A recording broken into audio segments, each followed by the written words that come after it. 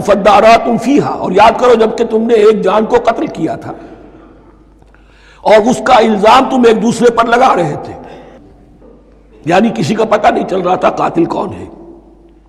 وَاللَّهُ مُخْرِجٌ مَا كُنتُمْ تَكْتُمُونَ، اور اللہ تعالیٰ فیصلہ کر چکا تھا کہ جو کچھ تم چھپا رہے ہو اسے نکال کر رہے گا، واضح کرے گا۔ فَقُلْ اضْرِبُوهُ بِبَعْضِهَا، تو ہم نے حکم دیا کہ اس کی لاش کو اس گائے کے ایک ٹکڑے سے، اس کے جسم کے ایک حصے سے ضرب لگاؤ۔ کذالک یحیی اللہ الموتیٰ، اور دیکھو اس طریقے سے اللہ مردوں کو زندہ کر دے گا۔ تھوڑی دیر کے لیے وہ زندہ ہوا اور اس نے اپنے قاتل کا نام بتا دیا۔ وَيُرِيكُمْ آیَاتِهِ لَعَلَّكُمْ تَعْقِلُونَ، اور وہ تمہیں دکھاتا ہے اپنی آیات تاکہ تم عقل سے کام لو۔ اب جو الفاظ آ رہے ہیں بہت سخت ہیں، بہت سخت ہیں، لیکن ان کو پڑھتے ہوئے درون بینی ضرور کیجیے گا، اپنے اندر جھانکیے گا۔ ثُمَّ قَسَتْ قُلُوبُكُمْ، پھر تمہارے دل سخت ہو گئے۔ جب دین میں ہیلے بہانے نکالے جانے لگے اور ہیلوں بہانوں کے ذریعے سے شریعت کے احکام سے بچا جائے، اللہ کو دھوکہ دینے کی کوشش کی جائے، اس کا جو نتیجہ نکلتا ہے وہ دل کی سختی ہے۔ ثم قست قلوبکم، پھر تمہارے دل سخت ہو گئے۔ فہی کالحجارۃ او اشد قسوہ، تو وہ تو اب پتھروں کے مانند ہیں، بلکہ سختی میں ان سے بھی زیادہ شدید ہے۔ یہ ویسے بھی فصاحت اور بلاغت کا بھی بڑا ایک عمدہ مقام ہے قرآن کا۔ وَإِنَّ مِنَ الْحِجَارَةِ لَمَا يَتَفَجَّرُ مِنْهُ الْأَنْهَارُ، پتھروں میں سے تو ایسے بھی ہوتے ہیں جن میں سے چشمے پھوٹ بہتے ہیں۔ وَإِنَّ مِنْهَا لَمَا يَشَّقَّقُ فَيَخْرُجُ مِنْهُ الْمَاءُ، اور ایسے بھی ہیں جو شق ہو جاتے ہیں، پتھر چٹانیں، ان میں سے پانی برآمد ہو جاتا ہے۔ وَإِنَّ مِنْهَا لَمَا يَهْبِطُ مِنْ خَشْيَةِ اللَّهِ، اور ان میں وہ بھی ہوتے ہیں جو اللہ کے خوف سے گر پڑتے ہیں۔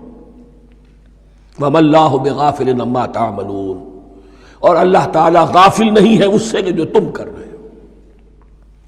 یہ کیفیت جو ہے ثم قست قلوبکم فہی کالحجارۃ او اشد قسوہ، ہے کون؟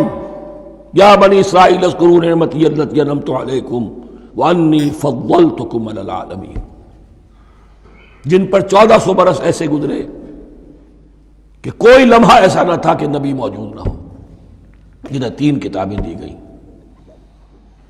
لیکن یہ کہ اپنی بدعملی، عقائد میں بھی مین بیخ کر کے اپنے آپ کو بچانے کے راستے نکال لینا، اعمال میں بھی ہیلوں کے ذریعے سے، کتاب الحیل کے ذریعے سے اپنے آپ کو ذمہ داریوں سے مبرہ کر لینا، اس کا نتیجہ پھر یہ نکلتا ہے۔ اللہ تعالیٰ مجھے اور آپ کو اس انجام بد سے بچائے۔ افتطمعون ان یؤمنوا لکم وقد کان فریق منہم یسمعون کلام اللہ ثم یحرفونہ من بعد ما عقلوہ وہم یعلمون۔ صدق اللہ العظیم۔ رب اشرح لی صدری ویسر لی امری واحلل عقدۃ من لسانی یفقہوا قولی۔ اللہم ربنا الہمنا رشدنا واعذنا من شرور انفسنا۔ اللہم ارنا الحق حقا وارزقنا اتباعہ وارنا الباطل باطلا وارزقنا اجتنابہ۔ اللہم وفقنا لما تحب وترضى۔ اللہم ربنا آنس وحشتنا فی قبورنا وارحمنا بالقرآن العظیم۔ اللہم اجعلہ لنا اماما ونورا وہدا ورحمہ۔ اللہم ذکرنا منہ ما نسینا وعلمنا منہ ما جہلنا وارزقنا تلاوتہ آناء اللیل وآناء النہار واجعلہ لنا حجتا یا رب العالمین، آمین۔ اب تک ہم نے سورہ بقرہ کے 8 رکوع اور اس پر مستزاد صرف 3 آیات کا مطالعہ کیا ہے۔ آج میں چاہتا ہوں کہ ہماری رفتار قدرے تیز ہو۔ تو یہ جو سلسلہ مضمون چل رہا ہے، خطاب بے امت سابقہ امت مسلمہ بنی اسرائیل، ان کے ساتھ خطاب کا سلسلہ سورہ بقرہ میں 5ویں رکوع سے شروع ہوا اور 15ویں رکوع کے آغاز تک چلے گا۔ یہ 10 رکوع ہیں۔ عرض کر چکا ہوں بار بار، اور اس کو میں چاہتا ہوں آپ اچھی طرح ذہن نشین کر لیں کہ اس میں سے پہلا رکوع جو ہے وہ دعوت کا ہے، وہ بہت فیصلہ کن ہے۔ یہی وجہ ہے کہ دیکھیے اس رکوع کا آغاز ہوا یا بنی اسرائیل اذکروا نعمتی التی انعمت علیکم واوفوا بعہدی اوف بعہدکم وایای فارہبون، اور خود بخود ظاہر ہو رہا ہے اسلوب کلام سے کہ اگلے رکوع سے بات کا رنگ بدل گیا ہے۔ یا بنی اسرائیل اذکروا نعمتی التی انعمت علیکم وانی فضلتکم علی العالمین واتقوا یوما لا تجزی نفس عن نفس شیئا ولا يقبل منها شفاعت ولا یؤخذ منها عدل ولا هم ینصرون۔ یہ تہدید کا انداز ہے، دھمکی کا انداز ہے۔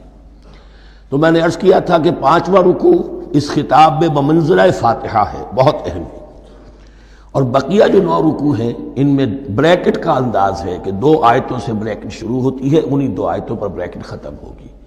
یہ ملامت کا خطاب ہے، اور ان کے خلاف ایک مفصل فرد قرارداد جرم جو ہے وائد کی گئی ہے، جس کے نتیجے میں وہ اس منصب سے معزول کر دیے گئے جس پر 2000 برس سے فائز تھے، اور ان کی جگہ پر اب امت محمد، نئی امت مسلمہ علی صاحب الصلاۃ والسلام، اب اس کا نصب، اس کی انسٹالیشن اور اس کی انسٹالیشن سیریمنی کے طور پر تحویل قبلہ کا معاملہ۔ یہ ربط کلام اگر سامنے نہ رہے تو انسان کھو جاتا ہے قرآن مجید کی طویل صورتوں کو پڑھتے ہوئے کہ بات کہاں سے چلی تھی، کدھر جا رہی ہے، کیا ربط ہے، کیا تعلق ہے، سیاق کلام کیا ہے۔ اس کو میں اس لیے بار بار، حالانکہ مجھے معلوم ہے کہ وقت کم ہے، لیکن میں اس چیز کو زیادہ اہمیت دے رہا ہوں۔ اب ان 9 رکوعوں کے مضامین میں کچھ تو واقعات ہیں، تم نے یہ کیا، تم نے یہ کیا، تم نے یہ کیا، ظاہر بات ہے ترجمہ تو کرنا ہوگا، کچھ مختصر وضاحت بھی کرنی ہوگی، لیکن ان کے تفصیل میں جانے کی ضرورت نہیں ہے۔ لیکن آپ نے دیکھا کہ کچھ واقعات کے بعد پھر کچھ ایسے یونیورسل ٹروتھس بیان ہوئے ہیں، ایسے عظیم حقائق کہ جو ابدی حقائق ہیں، ان کا کسی وقت سے، کسی قوم سے، کسی خاص گروہ سے تعلق نہیں، وہ تو اصول ہیں، سنت اللہ ہم انہیں کہہ سکتے ہیں، یا اللہ کے جو عام قوانین ہیں، قواعد ہیں اس کائنات میں۔ ایک تو قوانین ہے طبعیہ، فزیکل لاز، ایک مورل لاز ہیں کہ جو اس دنیا میں اللہ تعالیٰ کی طرف سے کار فرما ہے۔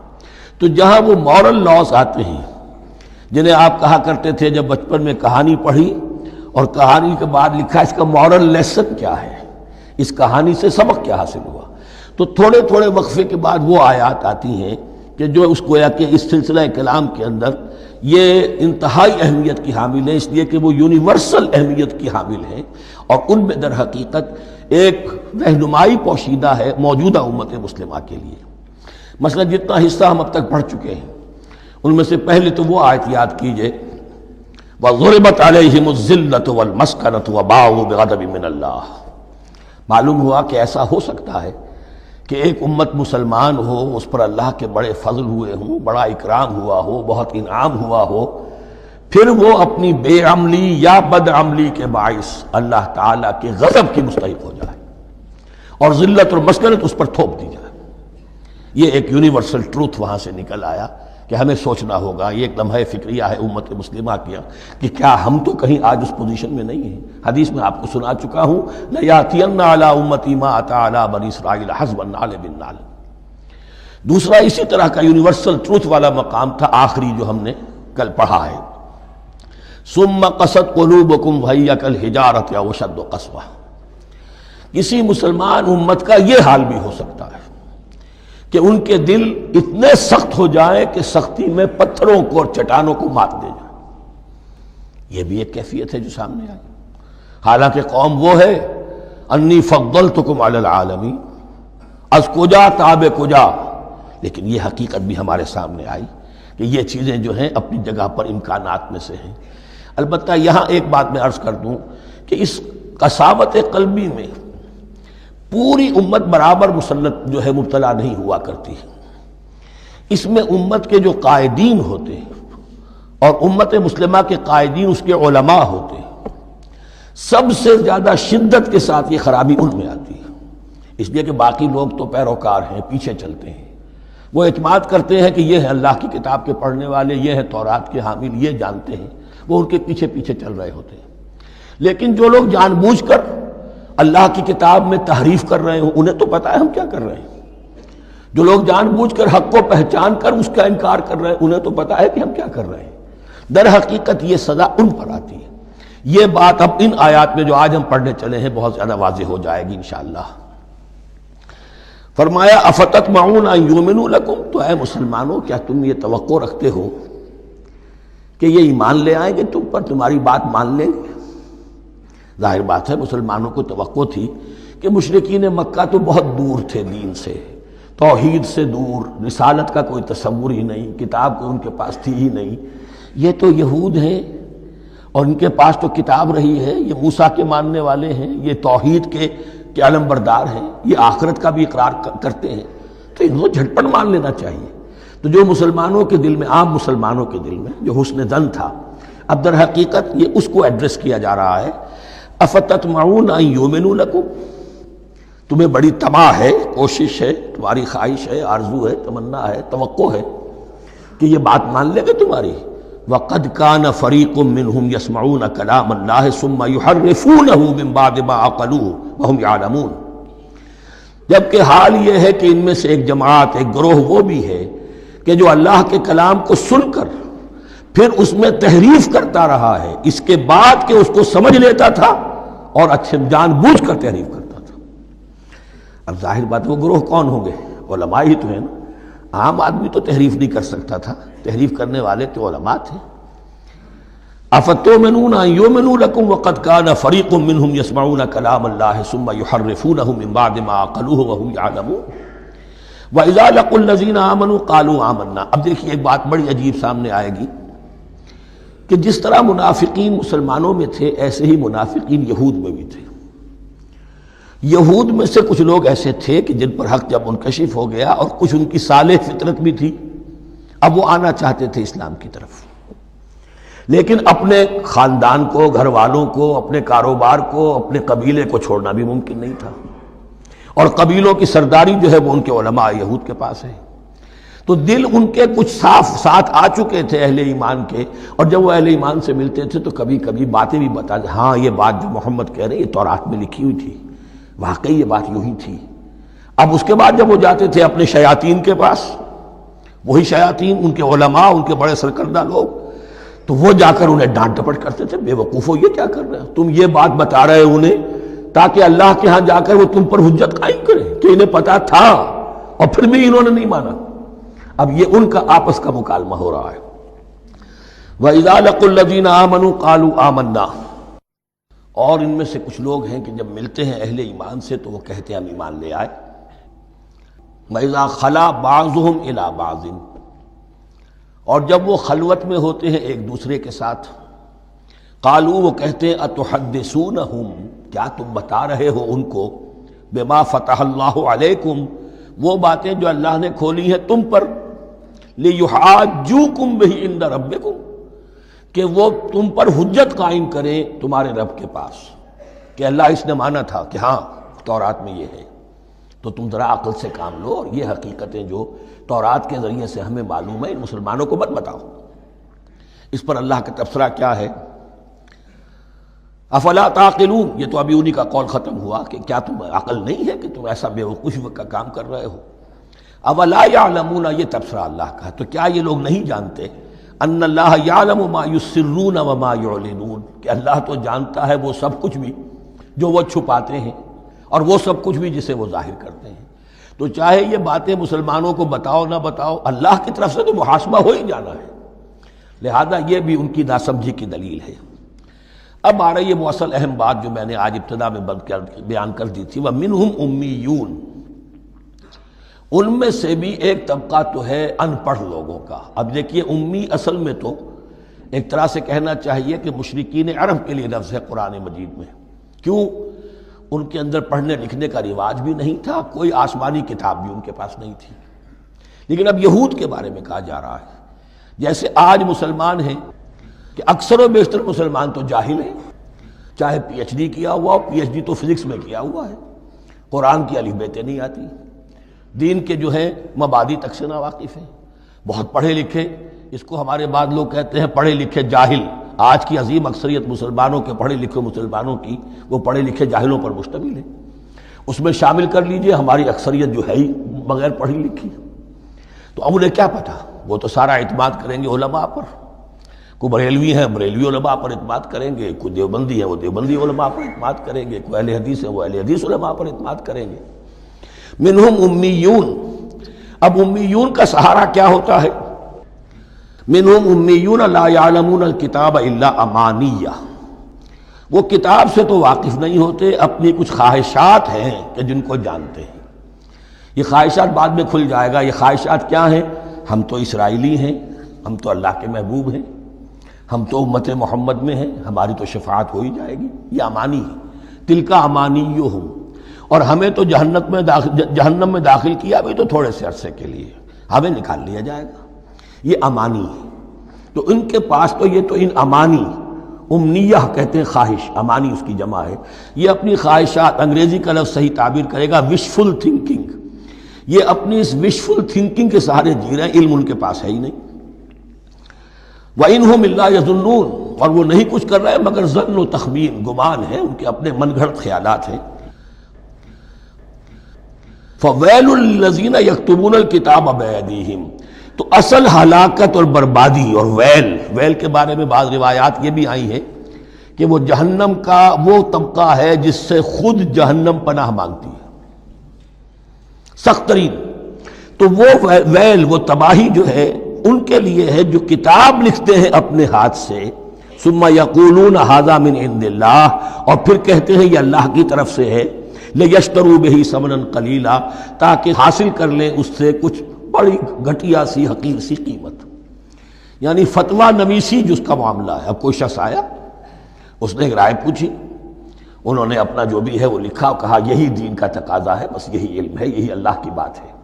اب اس میں کتنا کچھ واقعتاً انہوں نے صحیح بات کہی ہے، کتنی ہٹ درمی سے کام لیا ہے، کتنی کسی رشوت کے مبنی کو رائے دی ہے، خود بدلتے نہیں قرآن کو بدل دیتے ہیں، وہ کس درجہ فقیہان حرم بے توفیق۔ تو یہ ان کے علماء کا کردار تھا۔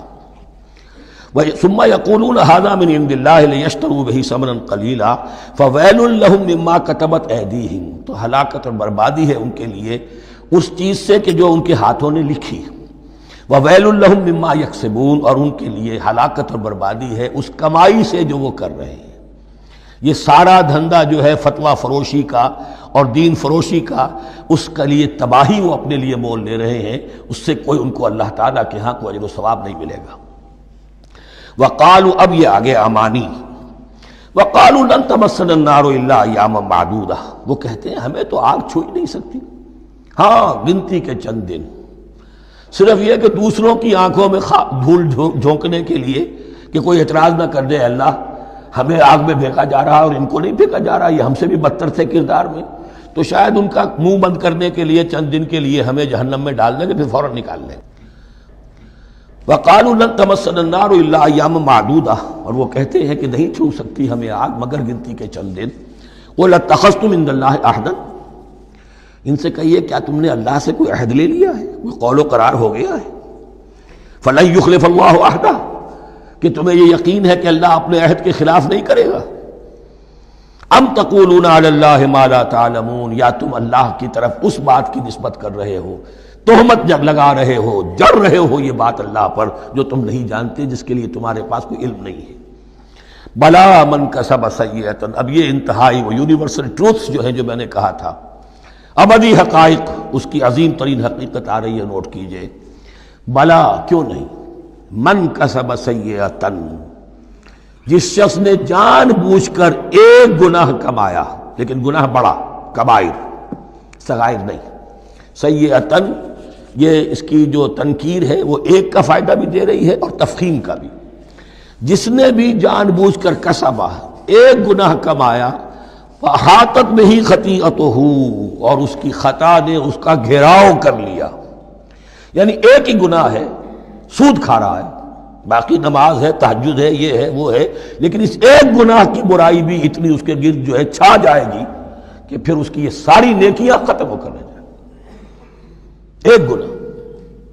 بلا من کسب سیئۃ واحاطت بہ خطیئتہ فاولئک اصحاب النار هم فیہا خالدون۔ اس میں ہمارے مفسرین نے یہ لکھا ہے کہ اس کی خطا کاری اتنی اس کے اوپر چھا جائے کہ ایمان کا کوئی اثر باقی نہ رہے۔ اور المعاصی برید الکفر، یہ علماء کے ہاں اصول ہے کہ یہ جو گناہ ہوتے ہیں یہ ڈاک ہے کفر کی، ہوتے ہوتے گناہ پر مداومت مداومت مداومت، اگر اس پر چلتا ہے تو اصل میں ہوتے ہوتے ہوتا یہ ہے کہ اسے پتہ بھی نہیں ہوتا، وہ اپنے آپ کو مسلمان سمجھتا ہے، اندر سے ایمان ختم ہو چکا ہوتا ہے۔ دیمک کی طرح جو ہے وہ دروازے کی چوکھٹ جو ہے کھائی گئی، اوپر صرف ایک ونیئر لگا ہوا ہے جو نظر نہیں آ رہا۔ یہ عقل جو ہے اللہ نے دیمک کو بھی دی ہے کہ چھوٹی سی چھپٹی چھوڑ دینا تاکہ دھوکہ کھاتے رہیں لوگ گھر والے، باقی یہ کہ اندر سے کھوکھلا کر دیا۔ اولئک اصحاب النار، یہ آگ والے ہیں، ہم فیہا خالدون، جو اس میں ہمیشہ ہمیشہ رہیں گے۔ یہ ہے قاعدہ کلیہ قرآن کا قطعی اور ابدی فیصلہ۔ والذین آمنوا وعملوا الصالحات، ہاں اس کے برعکس جو لوگ ایمان لائیں اور نیک عمل کریں۔ اب نیک عمل میں ہر شخص نے اپنا اپنا نظریہ بنا رکھا ہے۔ مراد نیک عمل قرآن مجید کا کیا ہے؟ دین کے سارے تقاضوں کو ادا کرنا، وہ نیک عمل ہوگا۔ آپ نے ایک نیکی لے لی، یتیم خانہ کھول دیا، بڑی فاؤنڈیشن بنا دی، بیواؤں کا انتظام ہو رہا ہے، لیکن کاروبار میں سودی لین دین ہے، جھوٹ ہے، فریب ہے، دھوکہ ہے، سب چل رہا ہے، تو یہ نہیں ہے۔ دین کے تقاضے یہ بھی ہے کہ دین کو قائم کرنے کی جد و جہد میں لگو، اس کی شرائط پوری کرو۔ تو فرمایا والذین آمنوا وعملوا الصالحات اولئک اصحاب الجنہ ہم فیہا خالدون، وہ ہیں جنت والے اور وہ اس میں ہمیشہ ہمیشہ رہیں گے۔